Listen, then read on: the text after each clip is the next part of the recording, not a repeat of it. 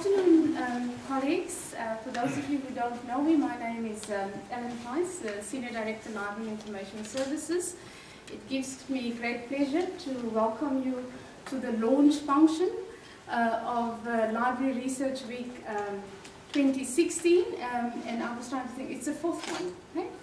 The fourth one that we're hosting this year. We think it had become now a very important date also on the calendar of the university because it's an opportunity for us to contribute to skills development of researchers, postgraduate students, particularly young students in line with the university's strategic objectives and specifically the objectives and the strategy set by the Vice Rector Research, Innovation and Postgraduate Studies in terms of his portfolio. But I'm sure he will say a little bit more about that in terms of providing the context of this particular activity, intervention that the Library Information Service offers to our postgrad students and researchers at Stellenbosch University. It therefore gives me great pleasure then to welcome specifically, firstly, Professor Kloete. It's been a busy year. It's probably going to get busier, considering, as we know already, some of the activities that's happening, and after last week with the university in the budgeting process, but of course the students in terms of student fees and a lot in the media of that, and the challenges that brings to the university. But then again, Stellenbosch has been able to manage it fairly well, reasonably well up till now.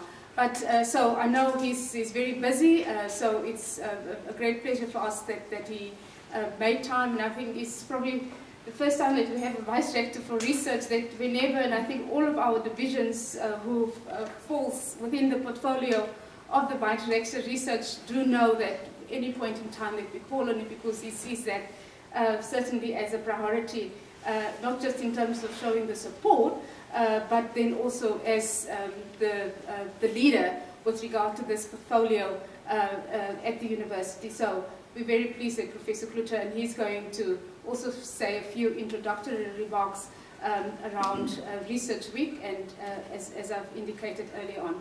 Then of course our guest speaker this afternoon, that we're also very pleased and that we were able to have him here with us, and that is Professor Brian Huntley, who I had the pleasure also to meeting when they launched his latest book a few weeks ago, and Ria Olivier, who was here from the Antarctic Legacy Project.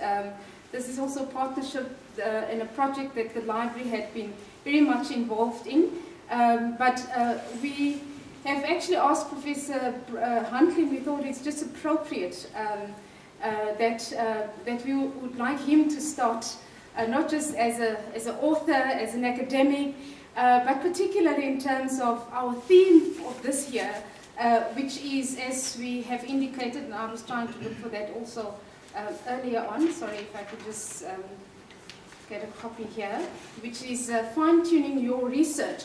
Because when we started to look at it, thank you, Marie, when we started to think about the theme for this year, we looked at what we've done in the past, but we've also wanted to something that we continue to build on, but we went back to what we hear, those who do participate in the program every year, and also the librarians who work on a day-to-day basis with researchers, with especially, again, our postgrad students in terms of what their needs are, what are the things that they're struggling with, and we try to fill some of those gaps by focusing on a specific theme in a particular year.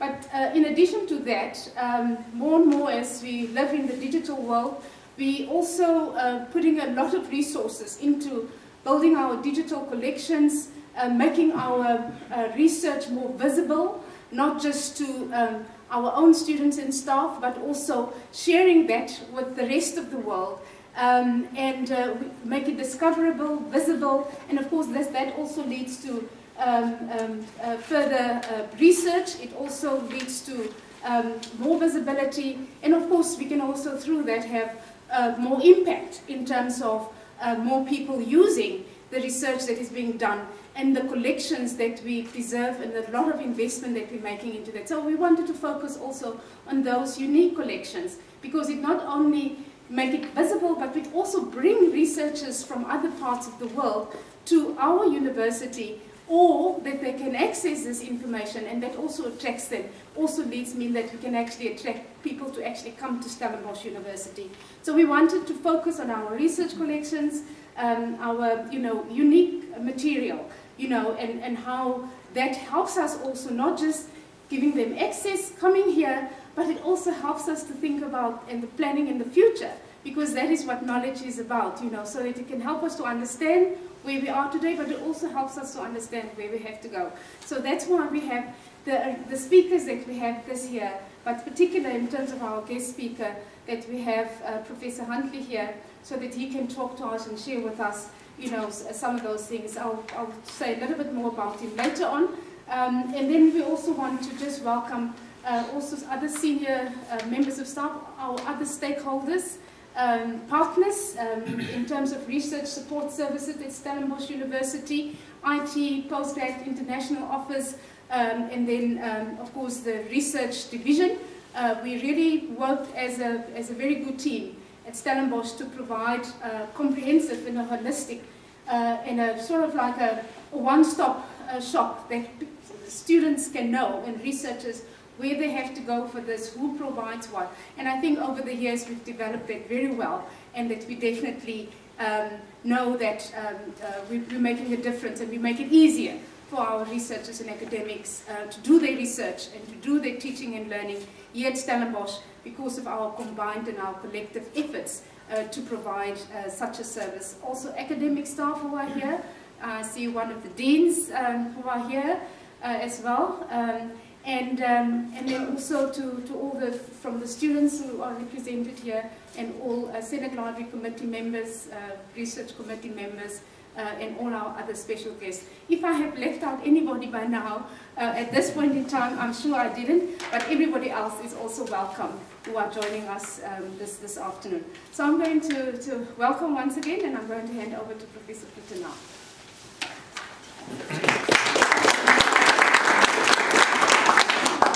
Thank you very much, Ellen. Good afternoon, Professor Huntley, our deans, colleagues, staff members. It's great to be here in this beautiful space with just over 780,000 books, 192,000 electronic texts. So if you are looking for an answer, you will probably find it somewhere here. And believe me that we are in a world at the moment looking for answers. I was at the conference recently in Bath, about a week ago, and they were talking about what we as humans have done to our planet. So you all know there's been a long period of development, and suddenly in the 20th century, with the Industrial Revolution, something just exploded. And we spent a whole 100 years basically messing up our planet, where the language now is not about development anymore, not about consumption. It is about how do we survive this century. And thinking about this, what comes to my mind is that what difference will we make, or what is the big challenge, in fact, as we move into the future? And it is about resilience. The real question is, how will we build resilient communities, and how will we build resilient cities? Because everyone's moving to the city. By 2050, 80% of the population of the world, and specifically Africa, will be living in cities. And by that time, by the way, the population in Africa would have doubled from 1 billion people to 2 billion people. Now you must just think of that for just a second, and think that this is what we are facing in the next 30, 40 odd years. So resilience is a big challenge, but not only at the macro scale, it also comes right down to the micro scale. Stellenbosch has been very fortunate that over the past number of years it has excelled at its research and its teaching and learning efforts, with the highest success rate at the undergraduate level of all universities in South Africa. We also have the highest success rate in terms of postgraduate students, and the highest retention rate of postgraduate students. We have 65% of our PhDs that complete their studies, which is good and bad news, you know. So we ask ourselves what's happening to the other 35%. So we must retain them, and they must in fact complete their degrees. And we're the best in the country. So the record is not good in terms of PhD studies in South Africa. So this is where the research week that the library offers plays a very, very important role. We go out of our way as part of the strategy to make our students and staff more successful, but specifically our students. So if someone asks me, what do I actually do as a vice rector, the answer is easy. The first thing is you can keep no one happy. That's the difficult part of the job, because there are just too many stakeholders. But the easy part of the job is to say, well, if I'm not making decisions that are making our staff and students more successful, then I'm not actually doing my job. And this is becoming more difficult, by the way. I think the next 6 months in the higher education sector are telling.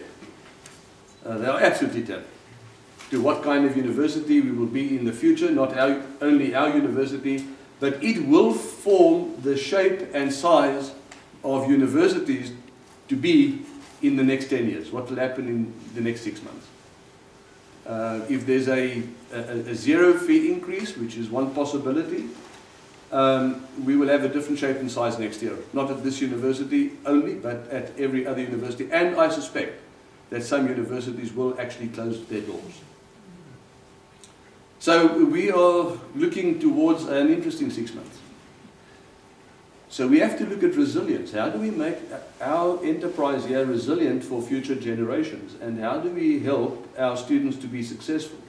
And this is exactly what the Library and Information Service has been doing for a long, long time.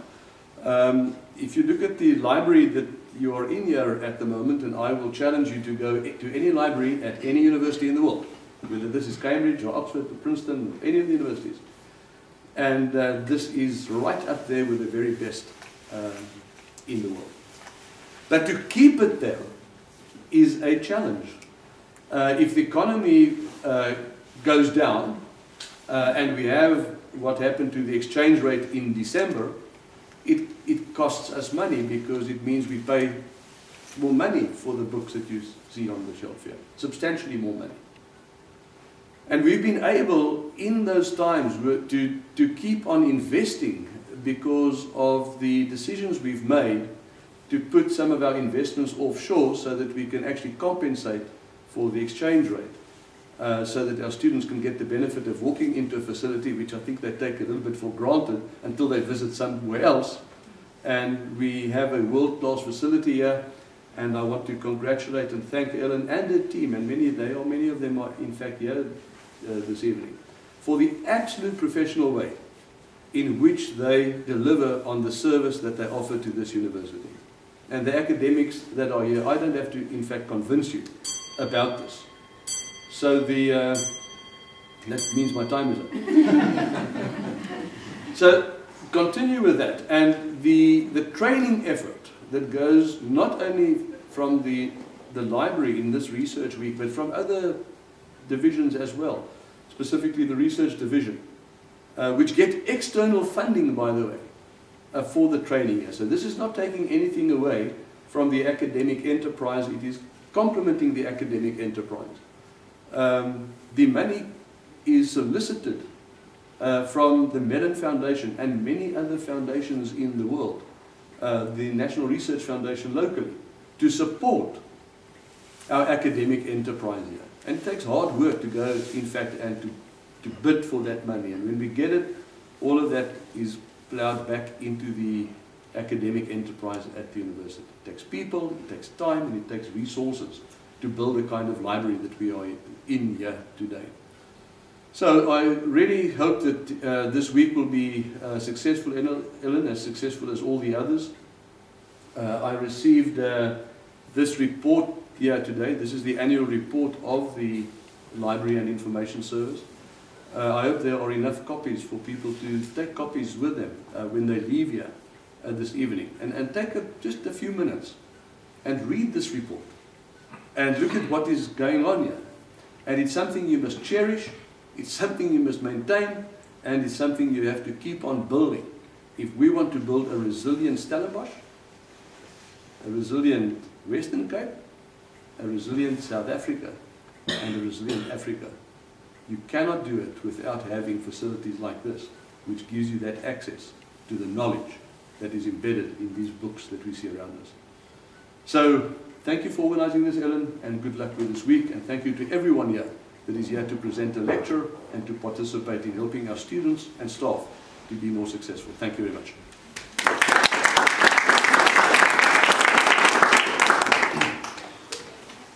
Thank you, Professor Klute. And just before I introduce Professor Huntley, I just forgot to mention also two other special guests who I would like to welcome, and it's two guests of the Postgraduate and International Office. They've been here this morning for a short tour from the University of Eduardo, no, not the other one, Robert. Maybe you could just say something about our guests. Robert, please. Ellen, thank you. They are colleagues from University of Lorio in Mozambique, and they are from their postgraduate center, and they are here to learn about our support facilities that we have all over the institution, and they will go to Tygerberg also for some learning there and seeing what's going on. It's Mumari Ali and Agnes Kwambe from Mozambique. Welcome. And Mr. Mutt, you can meet them. They will join us for the reception afterwards in the staff room. So Emeritus Professor Brian Huntley is an internationally respected conservationist with more than 50 years of field research and management experience across Southern Africa, from the Cape to the Congo. As a young student, he spent 15 months as a biologist on the then largely unexplored Marion and Prince Edward Islands in the Sub-Antarctic. His professional career includes the early development of national parks in Angola, the management of cooperative ecosystems, research programs throughout South Africa, and leading the development of the National Botanical Institute into the Southern African National Biodiversity Institute. Following retirement in 2009, he has served as an independent consultant to many international agencies, including the UNDP, the UNEP, UNESCO, and the World Bank. Professor Huntley is currently a research associate at the Center of Invasion Biology, University Stellenbosch. And I've learned a little bit about Professor Huntley and his latest book, but I'm sure he's going to take us on a journey. And you may feel that you have been to Prince Edward Island and Marion Islands after listening to him. We're delighted to have you here. We look forward to listening to you. Good evening, ladies and gentlemen. It's a great pleasure to be at the university, and thank you, Professor Klute, for your opening words, which are very... resilience is one of the words in ecology and environmental sciences today. And I think it's not only libraries, but it's life that has to become resilient. It's wonderful to meet in this treasure trove of knowledge, these books here, this Africana collection. Just having a brief look at this library, I'd like to camp out here for weeks just to study all this. And it's wonderful that there is such a facility, the absolute core requirement of any center of learning. I'm not going to speak to you too much about books, I'm afraid. I'm going to speak to you about an adventure that this university has been associated with, even from the start, because 50 years ago, almost exactly to the day, in 1966, the South African Association for the Advancement of Science had its annual meeting, its annual congress here at the university.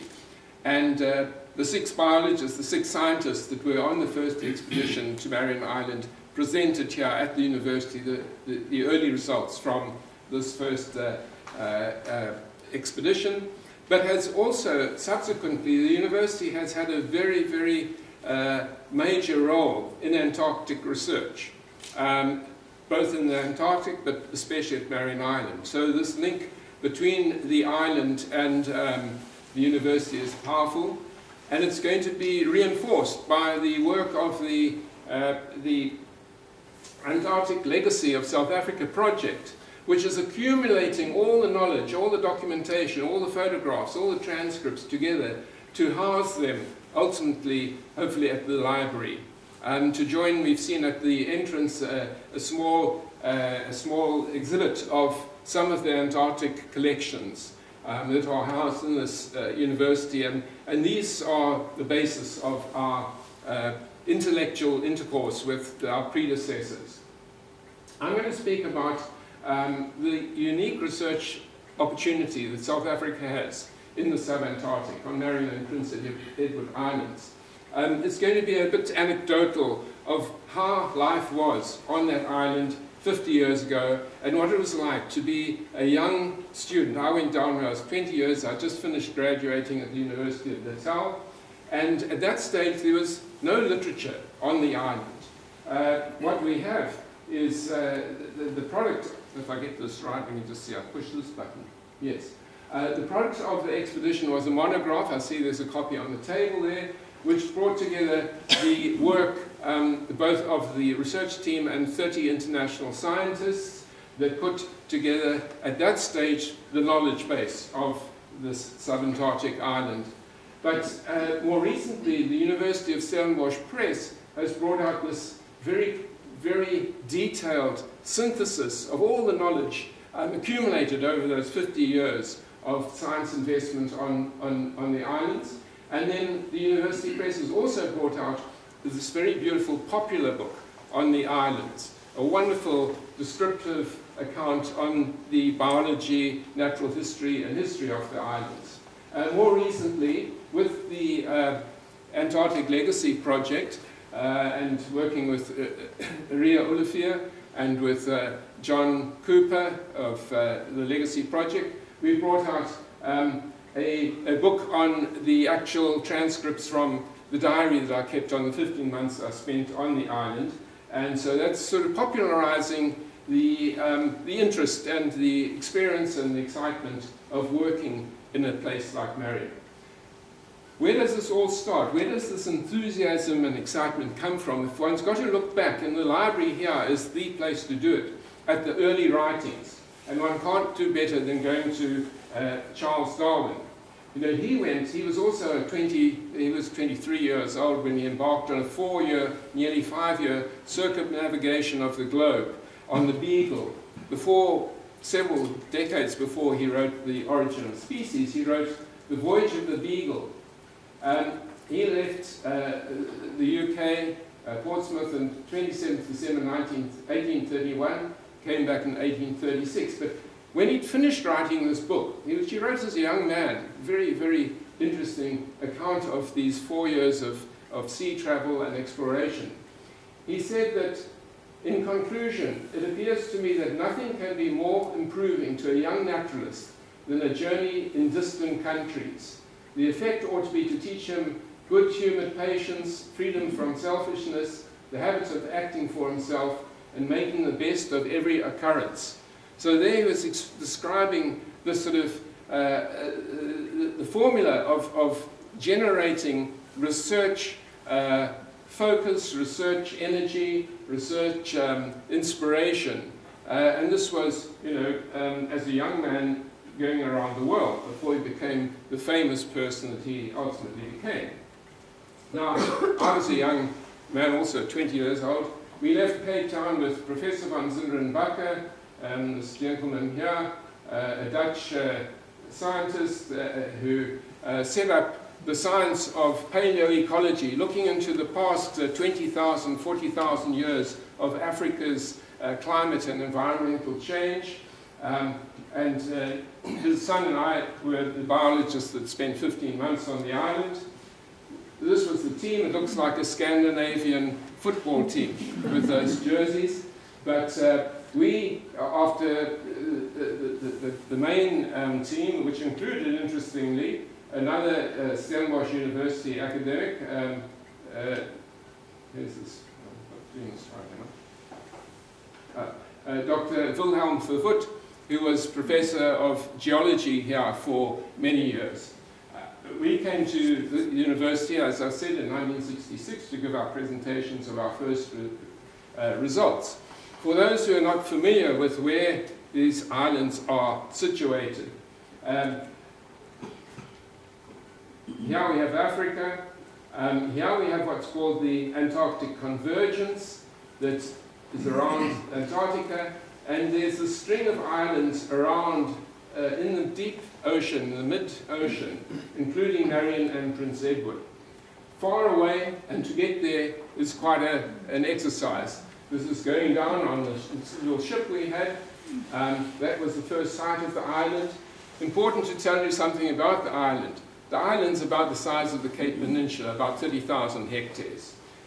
Its average temperature is 5 degrees. So when you get up in the morning here in midwinter and it's 5 degrees, that's the average temperature. It goes from about 3 degrees to 7 degrees. You never get a warm, sunny day.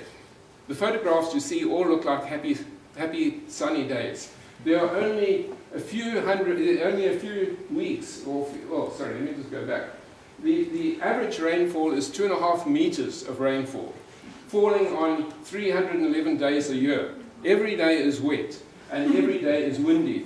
130 gales, the sort of gales we get at this time of year, think of those every second day through the year. So it's like they say on the island, the chaps would say, it's nes 'n barbecue. What was it? Koud nat en vol vinde. So cold, wet and windy. When I was writing up this account of the islands, I needed to get an early document, and I was very happy to use this library. Thanks very much to one of the librarians, Mari Fourie, was it Mari? Anyway, I can't remember quite, but she got me this. The island was discovered in 1772, and for 100 years, no ship, and this included Ross and Cook, and the original discoverer, Marin de Fresnay, for 100 years nobody had been able to land on the island until the Challenger expedition in 1772. And they only got ashore for 1 day. And in the 160, 70 years between, or close to 190 years between discovery and our expedition, there had only been 1 day's expedition on the island. And Moseley, the naturalist, wrote up this book, which is in the library, on that expedition. That's the island seen from Prince Edward. And how did we get there? We got there on this little ship here, the RSA. The RSA is the new research ship that South Africa has for use by South African scientists, which cost 1.3 billion rand, is 5 times the size of that ship. So our ship was quite a little baby ship. We had come across on a dinghy and then come ashore against that ledge, and that was the research base that served very well for many years until it got burned down. The island, this was the crew that I was there for 15 months with. The island is mostly centered on meteorological weather recordings, looking at the weather patterns over the Southern Ocean to help with forecasting. But we had to get into the field, into the mountains, and this was before the days of things like cell phones, the internet, digital cameras, even decent clothing to wear in those kinds of very tough conditions. We had an army radio that hardly worked. It weighed about 30 kilos. It was impossible to carry through the mountains, and it was just like a walkie-talkie, quite hopeless. We camped out most of the time, and that looked like a beautiful day. But that sort of beautiful day would only happen once a month. You get a day like that.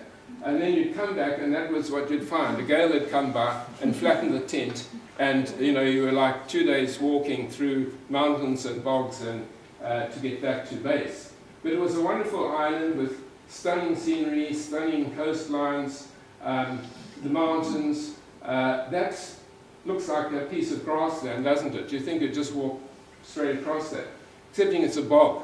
And you'd go and you'd sink in, even up to your waist, in this sort of muck, which was the normal terrain on the lowlands, or you'd be climbing through very, very rough lava. It's a volcanic island. Most of it is a rough, very rough lava. We didn't have proper clothing. South Africa hadn't done much, had much experience in the Sub-Antarctic. So we had, that was like a plastic raincoat, and corduroy trousers and gumboots. And not ideal when you're carrying a 30-kilogram pack on your back or going across the mountains through snow. So we weren't properly equipped. But it was a good way to get tough. We didn't have, today you can get these wonderful skiing jackets, that you use in the Alps, or decent hiking boots. And we were issued with the sort of leather jackets that bikers use, the biking jackets, and gumboots. And you can see, well, I had 2 different gumboots on because we only got 2 pairs, and within a month the gumboots were kaput. So it was a bit tough, especially crossing the mountains. Down on the lowlands, the Naturalist Paradise was just phenomenal. Here these are albatross, wandering albatross, the birds with the biggest wingspan in the world. We have about 3,000 there. You can see they're breeding there. That's a little baby chick. They nest down on the lowlands, and the eggs take about 70 days to incubate, and then you get this little chick, and that's a 5-month-old albatross, ready to leave the island. Stretching its wings, the wings are 2 and a bit meters in width, and they go off to sea for 4 years before they come back to the island to start breeding. Penguins, there's no place like this island for penguins. King penguins, like this one in the center here, that's a king. 4,500 king penguins on the island. Macaroni penguins like this one here, there's 750,000. And when you see them in a rookery, that rookery is about 10 hectares of birds. And each bird is standing, just like we're sitting here, about a meter apart, just out of pecking distance. So, it would be like us here. If we clop the chap next to us, just keep that distance apart. And these bird numbers, the island has over 2.5 million birds nesting on the island. So you can imagine there are a lot of birds there. And they are phenomenal in that they spend the breeding period on the island, and then these penguins go out to sea. They go out for 4 or 5 months out into the Antarctic Sea. Some of them go down to the Antarctic continent itself. There you can see how they are spaced on the rocky shore where they're coming ashore to breed. But that's what happens if they go to sea and meet up with some of these what we call them stinkers. They are like vultures. They aren't vultures, they're giant petrels. But they just rip them apart. If you're a penguin that's not very well, you can be sure you end up like that, and then that's what remains. It looks like a cliff, but it's not a cliff. That's that's a skeleton of a penguin, and those are its boots. So it was a short and vicious life for those that weren't prepared for the hard environment. Fur seals, interestingly, when we were on the island, there was only 1,000 of these subantarctic fur seals. That population now has been tracked. It's the longest record of careful tracking of a population of fur seals in the southern hemisphere. There are now 150,000, an incredible growth. If you think from 1,050 years ago to 150,000 now.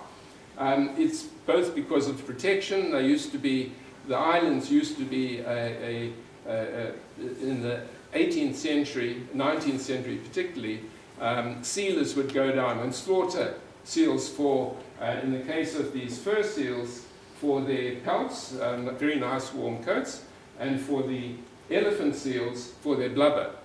And they were slaughtered by the thousands, tens of thousands. And they are also recovering. There were only 1,000 of these elephant seals on the island in 1966. Now there are about 3,000. They're recovering. Killer whales were all around the shore, and they would be the main predator of those, well, the penguins, of the fur seals, and of the elephant seals. And one of these chaps was found in another project on South Georgia, where they were actually capturing and examining the stomach contents of killer whales, 14 fur seals, and 52 penguins. Must have gone on a feeding frenzy. It must have just gone wild. We were based on Marion Island, and we used to look across the sea to this other island, Prince Edward Island, which was about 20 kilometers away. And that island has been very, very seldom has been visited. In fact, ours was the first visit for many years. It's a smaller island, a very beautiful island. And we went ashore there. You can see the island itself. And we landed around here, and we put up our tents up against the island, up against that spur of volcanic rock. That's how we got ashore. We didn't have helicopters today. Everything's done with helicopters. We had to use these rubber dinghies. It was a bit sort of hazardous, but we managed to get ashore. And there we are on the shoreline. At that time, they were actually allowing the various zoos to collect penguins and fur seals and whatnot for the zoos in Pretoria. And so we had to go and catch these. Penguins were easy. The elephant seals and fur seals were quite difficult. And then pop them into a box. And I returned back from Marion Island. You'll see later, I think there's a photograph of me with rather a lot of hair. In those days, we grew our hair very long and beards and stuff. But I had to get 6 penguins onto a flight to Durban from Cape Town. And it was in those years, it was the 6th of April, Van Riebeck stuff. And so everything was closed. So I couldn't go and have a shave and get my hair cut properly. It was the time before even the Beatles. So young men with long hair were regarded as hobos or something. So I had to now get these 6 penguins in a box to Cape Town airport, and somehow get that box to the check-in counter. I wasn't going to fly. I was just wanting to fly my 6 penguins to Durban.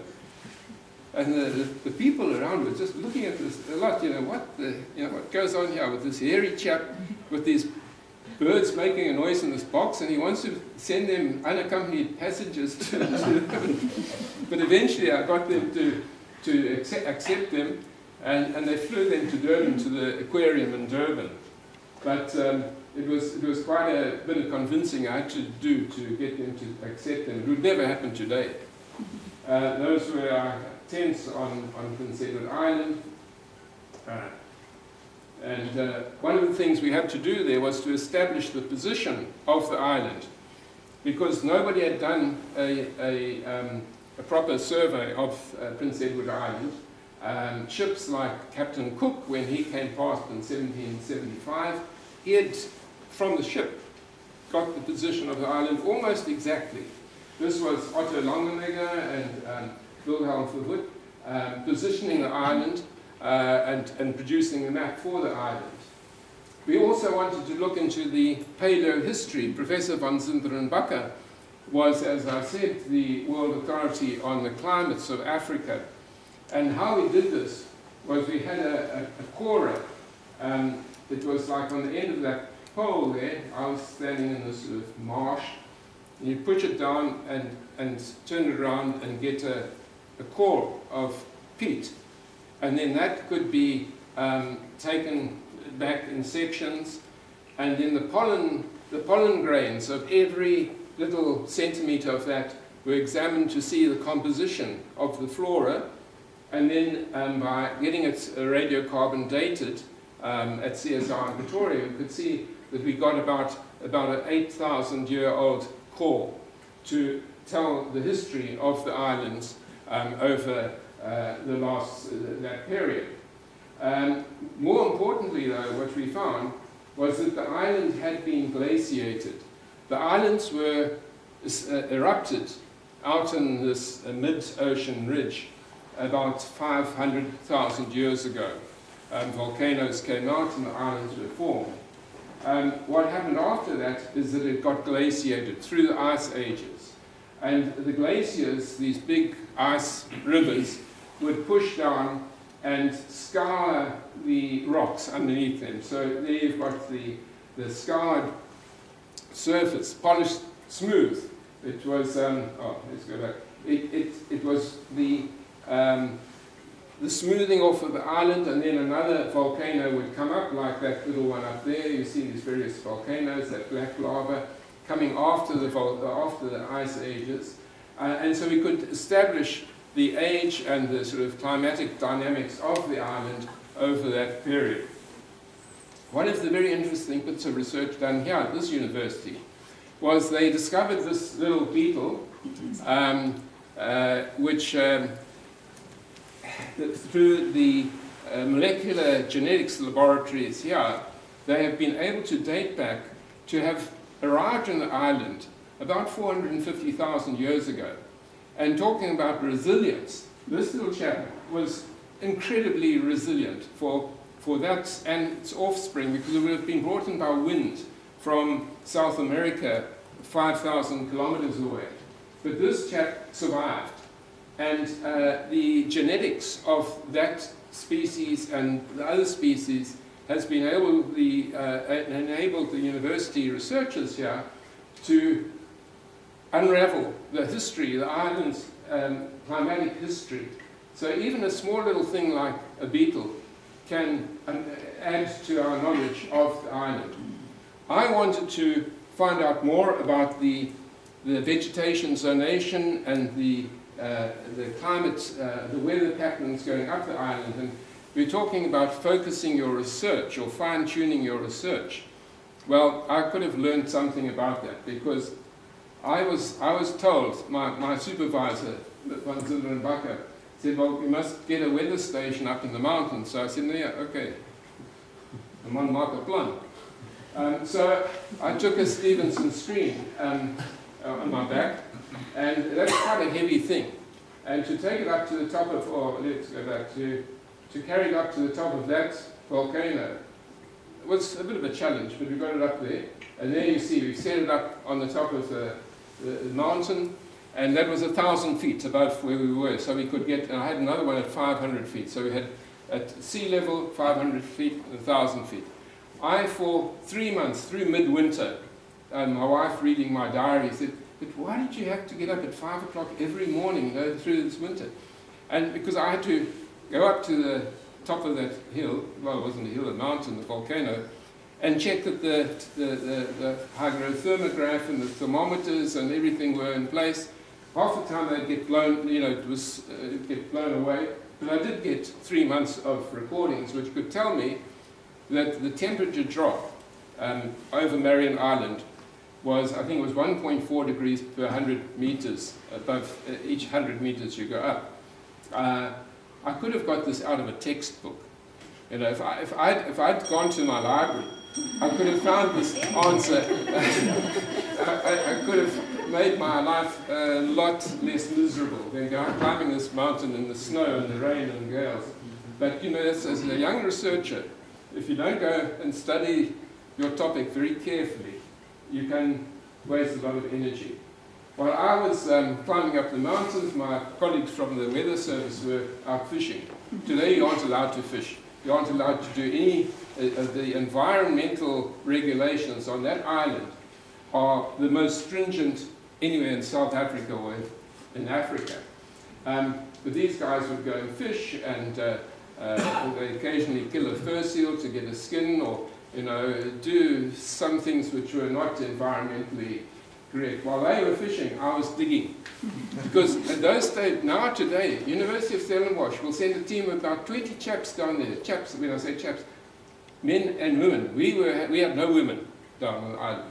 For the first 40 years, no women were allowed to go to the island. Now it's completely open, and they even have research assistants.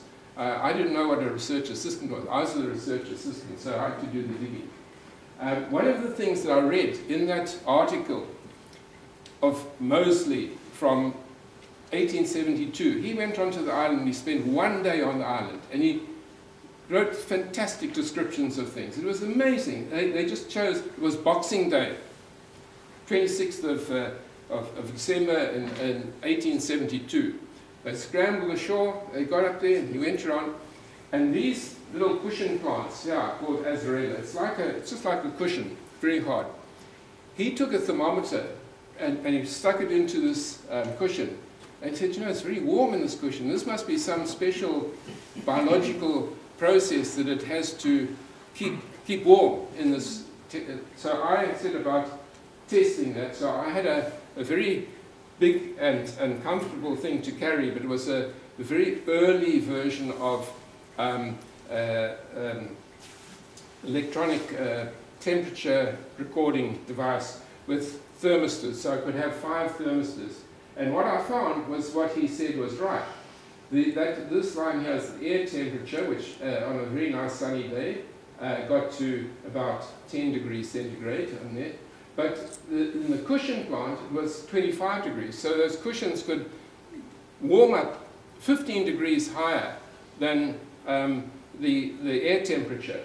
But what it didn't do, what Moseley had suggested it didn't store the temperature.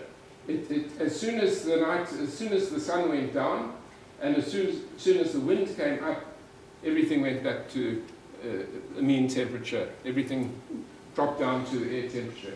So it wasn't storing energy. But it was amazing. This chap on their 1-day visit came out with that interesting idea. Now I'm going to end off just because I wanted to keep this as a short presentation and indicate how serendipity, how chance is important in research. I went up, it appears from all the records that Eddie and myself were the first people to climb the highest mountain, the summit of the island. And I took this photograph in midsummer of 1966. And the entire upper plateau is this ice. It's an ice field with something like a glacier going through. You can see we're above the cloud line here. And this was just an icy, several meters of ice deep, covering the plateau. And I didn't think anything of it. I took the photographs, and it's in that monograph.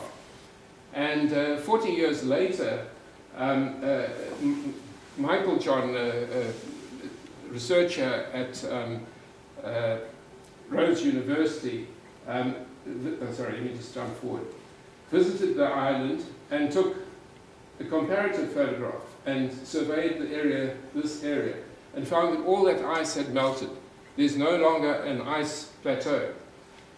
And this little bit of evidence, just from these 2 photographs, the photograph that by chance, because it was so difficult to get up into the mountains and take photographs, because it was always cloudy and rainy and windy, and in fact, the surveyors and the geologists of our first expedition never got up into the mountains on a day which they could use to survey. It was so covered in fog or cloud. But that chance photo has given us the best evidence available, certainly for Southern Africa and the Southern Hemisphere, of climate change. The temperature change that's necessary to cause the melting of that huge plateau of ice can only have come from climate change. So when you look at a recent satellite image, you see there's just a little bit of peppering of snow on some of these areas, but this area here that was all ice plateau has disappeared. So the funding that's gone into research on Marion Island, which now runs to millions a year, and Stellenbosch University, University of Pretoria, University of Cape Town, Rhodes, most of the South African universities are benefiting from this, have been able to dissect and explain a huge amount of information about the biology of the islands and its geological origins and its climatic changes, but nothing has been more simple but more telling than just 2 photographs. And so it's, it just shows that research can be unexpected. The results from research, the most important research results often come from the most unlikely sources. Anyway, everything had to come to an end. This was just before we left to leave the island. We got some grapes from the Cape, and we headed home. Oh, sorry. And the albatross was saying thank you.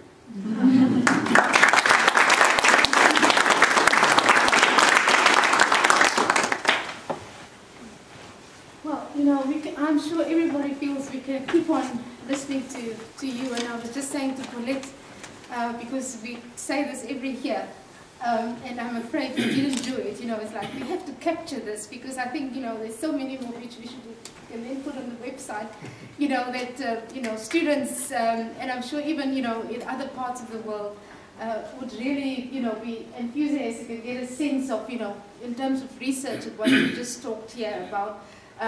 But hopefully we could do some kind of a recording at some point. I know you do quite a few of these speeches, so that this can be shared with others and inspire people, you know, in terms of students about, you know, doing research and the results of that, and what are the things, you know, and the commitment that you have to have it. So thank you very much. I thoroughly enjoyed it. I'm sure everybody else here, and for making the time with us today. So Paulette, we will be going now to the staff room where we have some wine and something to eat. Paulette will hand over a gift to you. Yeah, so I'll first ask her to do that, to say thank you to you. Thank you so much.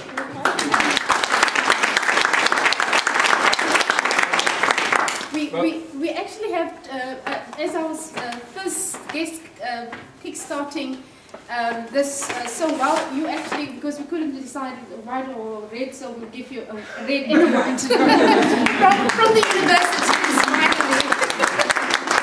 I'd say a little bit for your Afrikaner library. Not that it's Afrikaner, but at least people can go into this wonderful treasure house. Thank you very much.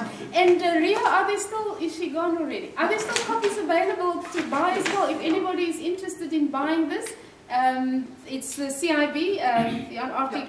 Yes, Ria will have you speak to her. You can still buy copies of this publication as well. So, and thank you very much for this. So thank you all. Please join us in the staff room.